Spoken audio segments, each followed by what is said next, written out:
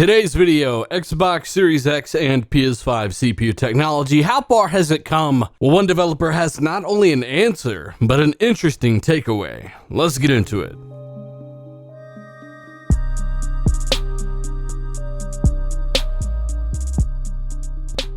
What is going on, guys? Dilla here, back again with yet another video talking about the power of the next generation Xbox, PlayStation, you name it. You are in for a treat because if you've never gamed on PC before, you are finally going to get a taste of what these guys have been talking about. Now, a big part of that comes through the power of Zen 2, a CPU capable of handling not only much higher frame rates, but exponentially more detail, alpha effects, particles, and more. You name it, this thing can handle it. Well, one developer has something very interesting to say on the power of the next generation CPU, and actually gives us a bit of insight, much like Phil Spencer himself, on the overall leap from something like PS4 to modern day next generation consoles. Now, as cool as that is, a lot of this comes down to developers in general. What do they need? How much more performance do they need to make their vision come to life? Well, this guy's got a bit of perspective here, and it might surprise you. Now, regarding this hardware, we're going to be talking about a lot of developers here. Big and small, they all come together to form a picture of the development environment that this console will provide. Developer Victor Padrino has a lot to say on the future of these consoles and the power that these new systems will provide. And while admittedly, developers like himself may not be able to tap the full potential right now, he does give a glimpse into why it is important for software innovation to come forward, seemingly admitting that no matter what CPU power is in this next system, it will come down to developers and their design decisions before they really become limitations. When talking about the CPU of next generation consoles, he says supposedly it's going to be 3 or 4 times the jump over PS4's processor. For developers like us, it's not going to change much, as we are more than fine with the current generation's hardware for the games that we make, but any additional power is of course more than welcome. Now, one of the main reasons I wanted to talk about this developer and his statements, not necessarily him alone, there are countless developers thinking the same thing, is that no matter what type of CPU solution that you have, some can still find ways to make the current stuff work. As a matter of fact, without even compromising their design philosophies, are not restricted currently. I want to be clear and say that that is not the case for all developers. Many are clamoring for more CPU power. He continues and says, we are in a time where graphical leaps will not be as noticeable. For example, PS1 to PS2 or PS2 to PS3 jump. He says there's still lots of room for improvement, but that will have to come from a design standpoint first and foremost, rather than just raw horsepower. Now, some of you might be wondering why I've decided to talk about this developer right now. Well, with all of the talk of Series X being held back, I wanted to bring him up because he is a perfect example of what would actually need to happen for something like Series X to actually be held back. And as you guys know, people are saying that because Series X will be supporting the original Xbox One as well, meaning games will run across the Xbox One, the One S, the One X, and the Series X, as well as PC. Now, instead of saying, hey, we're going to take our PC version, all of its high-end features, and put it onto the Series X, which is actually what's going to happen, people are thinking you are just going to get the original Xbox One version of the game scaled up somehow to run on the Series X, and you're basically just going to get the bare minimum here. That's not the case. And what this developer is actually saying proves a point that people like John Linneman were trying to get across. Design decisions are what could be held back if you were to share something like Jaguar cores for another several years. Whereas people like myself are saying, look, your visuals will not be held back, and what games in the next 2 years are going to radically change how they function. When Matt Booty confirmed cross-generation support for a year or maybe 2, quote unquote,